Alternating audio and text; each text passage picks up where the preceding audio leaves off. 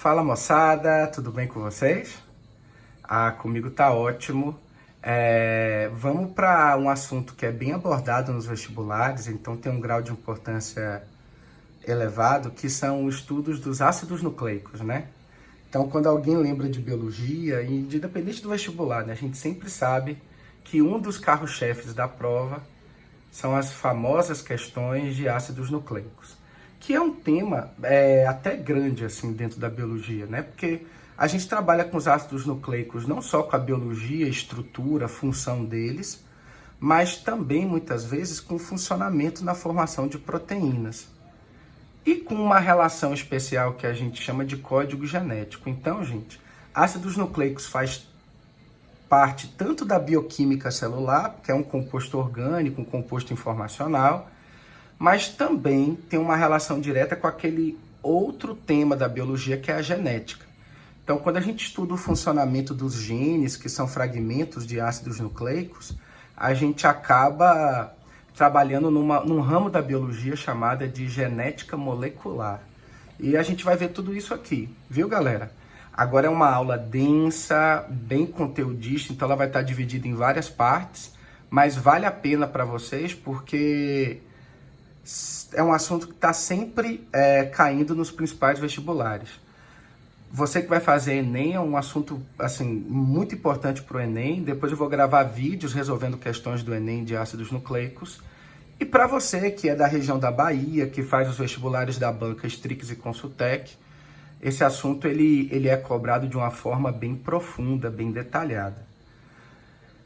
E para a galera FUVEST, Unicamp e demais vestibulares paulistas, não precisa nem comentar. Então, galera, sem mais delongas, vamos para a nossa aula. Essa primeira parte eu vou focar um pouquinho na biologia dos tipos de ácidos nucleicos, falar um pouquinho das diferenças, da estrutura e do histórico do processo todo. Então, vamos lá, gente, ó. No século XIX, a gente teve a publicação dos trabalhos de Gregor Mendel.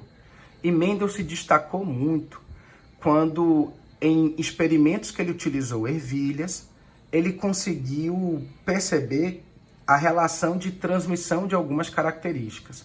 Só que naquela época, ninguém sabia o que era um gene. A biologia molecular ela não era muito avançada, ela avançou muito depois da microscopia eletrônica e tal. De qualquer forma, Mendel sabia que as células, os gametas, tinham alguma coisa no seu interior que se combinavam após a fecundação e determinavam características dos próximos indivíduos. E isso que Mendel descobriu, mas não sabia o que era, que a gente hoje em dia chama de gene, Mendel chamava de fatores. Aí por isso que as leis de Mendel têm a ver com leis da segregação dos fatores, né? Porque as características são determinadas por pares de genes, pares de fatores que se separam durante a formação dos gametas, porque os gametas são haploides, então eles vão receber apenas um alelo de cada par. Então, gente, o fator, que é a unidade fundamental da herança, que está presente, é um fragmento de um tipo de ácido nucleico, na verdade é o tal do gene, só que naquela época ninguém sabia o que era isso, mas Mendel foi o que mais se aproximou chamando de fatores. Mas aí, gente, depois dos trabalhos de Watson e Crick, quando a gente já conseguiu descobrir a estrutura do DNA e o funcionamento dele, aí a gente teve um ramo da biologia que só vai estudar o funcionamento dos genes, que é a genética molecular. E hoje em dia a gente sabe bem que o gene é um segmento da molécula de DNA que tem uma informação genética. Ter essa informação faz com que ele seja transcrito e, na maioria das vezes, traduzido também, tá? Bom, vamos seguir. A gente, por definição, a gente costuma dizer que os ácidos nucleicos são os compostos orgânicos informacionais da vida. Do mesmo jeito que carboidratos e lipídios, eles são energéticos, que as proteínas são alimentos plásticos que têm uma diversidade funcional gigantesca, os únicos compostos orgânicos que armazenam e transmitem informações são os ácidos nucleicos. Então, gente, se tiver numa questão de prova falando de composto orgânico informacional, só pode ser DNA ou RNA. E apesar de eu ter dois tipos de ácidos nucleicos, a capacidade de armazenamento e transmissão da informação do DNA é muito maior do que a do RNA. Só para vocês terem uma ideia, todos os organismos celulares do mundo vivo, eles têm DNA como componente do seu genoma. Eles não têm RNA no genoma. Só existe um sistema biológico que tem um genoma de RNA, que são grupamentos específicos de vírus. E mesmo assim tem uma polêmica muito grande de vírus, se eles são ou não seres vivos, apesar de serem agentes biológicos infecciosos. Bom, continuam sendo polímeros relacionados aos seres vivos. As proteínas eram polímeros de aminoácidos. Os polissacarídeos, como o glicogênio dos animais, o amido dos vegetais, são polímeros de carboidratos. E os ácidos nucleicos são polímeros de nucleotídeos. Isso significa dizer que uma cadeia polinucleotídica, ela pode ser componente formador do ácido nucleico. Então, os ácidos nucleicos são formados pela união de vários resíduos unidos, conhecidos como nucleotídeos. Lembrando que eles não são os únicos polímeros dos seres vivos. A gente tem também os carboidratos e as proteínas, tudo bem? Essa tríade aí, ó, gente, estava presente lá na origem da vida, durante a formação do primeiro ser vivo, da primeira protocélula. Lembre que a formação desses compostos tem uma relação direta com a reação dos gases da atmosfera primitiva, né? Bom, vamos relembrar o funcionamento, a estrutura, os componentes de um nucleotídeo, né? Que é a unidade formadora de um ácido nucleico. Olha só, gente, para vocês não esquecerem, um nucleotídeo é formado por 3 componentes: um grupamento fosfato, uma pentose, que é um monossacarídeo, um açúcar de 5 carbonos, e uma base nitrogenada. Então vamos analisar a fundo cada um deles. O grupamento fosfato, ele é invariável. Seja em qualquer nucleotídeo de DNA ou RNA, eu vou ter sempre o mesmo grupo fosfato. Ele confere negatividade à cadeia polinucleotídica. Então essas moléculas acabam sendo negativas pela presença do grupamento fosfato, é uma característica dele. A pentose, ela varia entre o tipo de ácido nucleico. A ribose é a pentose de um nucleotídeo de RNA, de um ribonucleotídeo. Vamos contar os carbonos? Ó, carbono 1, carbono 2, carbono 3, carbono 4 e carbono 5. Eu tenho 5 carbonos. Vejam vocês que na ribose, tanto no carbono 2 quanto no carbono 3, eu tenho hidroxilas ligadas a esses carbonos. Agora, se eu tirar o oxigênio da hidroxila do carbono 2, eu vou desoxidar a minha ribose. Aí eu vou formar um açúcar diferente, que é a desoxirribose, presente no nucleotídeo de DNA. Então a gente já tem estruturas diagnósticas aqui, ó. O DNA tem sempre nucleotídeos com desoxirribose e o RNA com ribose.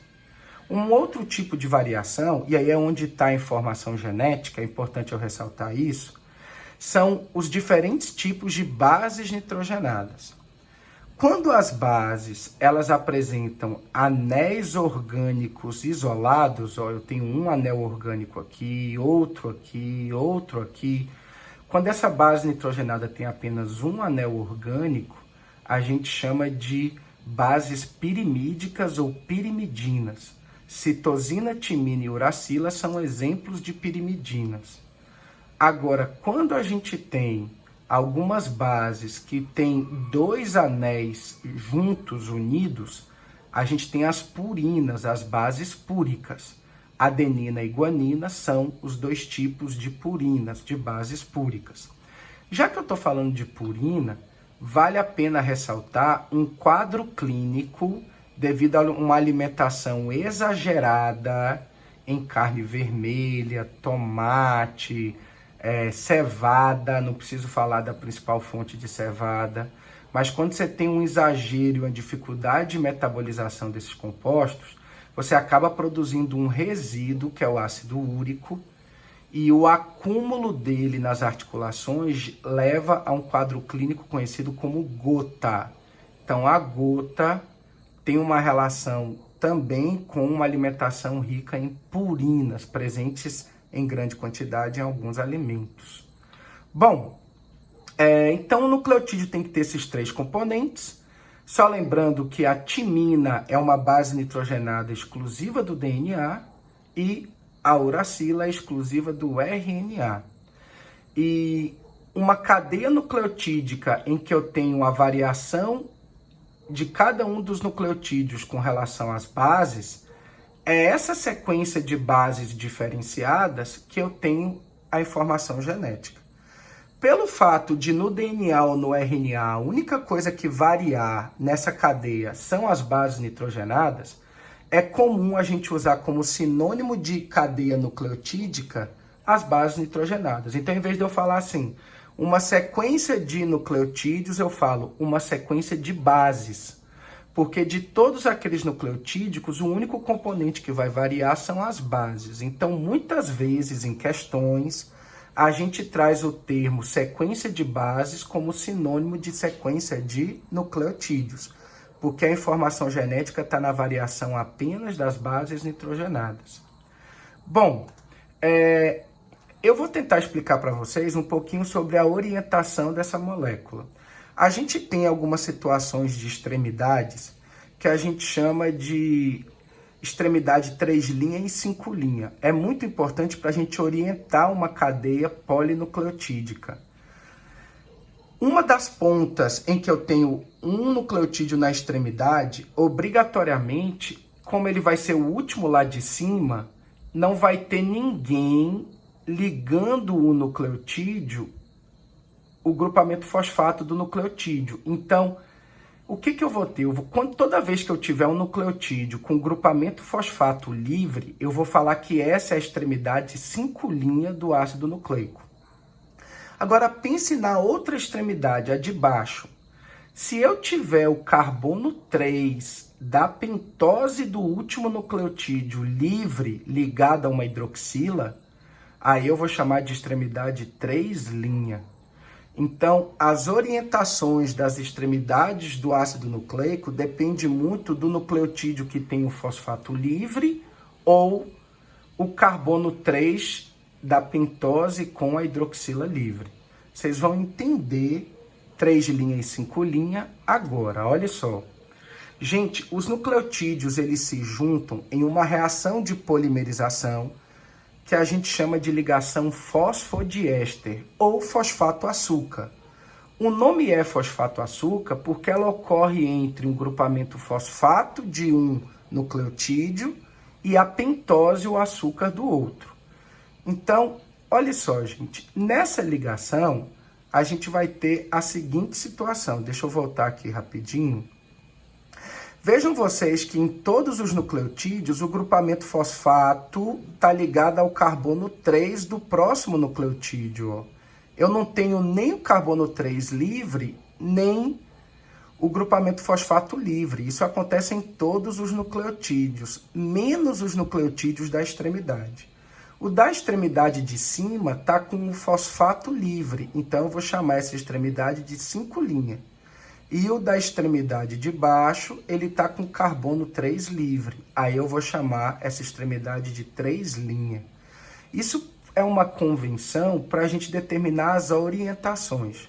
Porque existem algumas enzimas que constroem novas fitas a partir de uma orientação específica. Por isso que a gente é importante classificar as extremidades para a gente saber se está indo no sentido 3', 5' ou no sentido 5', 3'. Tudo bem? Gente, polimerizar um composto é você formar um polímero. Então, os nucleotídeos são monômeros. Quando eu junto os nucleotídeos, eu formo polímeros. Ok, turma? Bom, vamos terminar a parte 1 do vídeo aqui de ácidos nucleicos. Eu espero que vocês tenham entendido. Qualquer coisa, estamos aí. Beijos.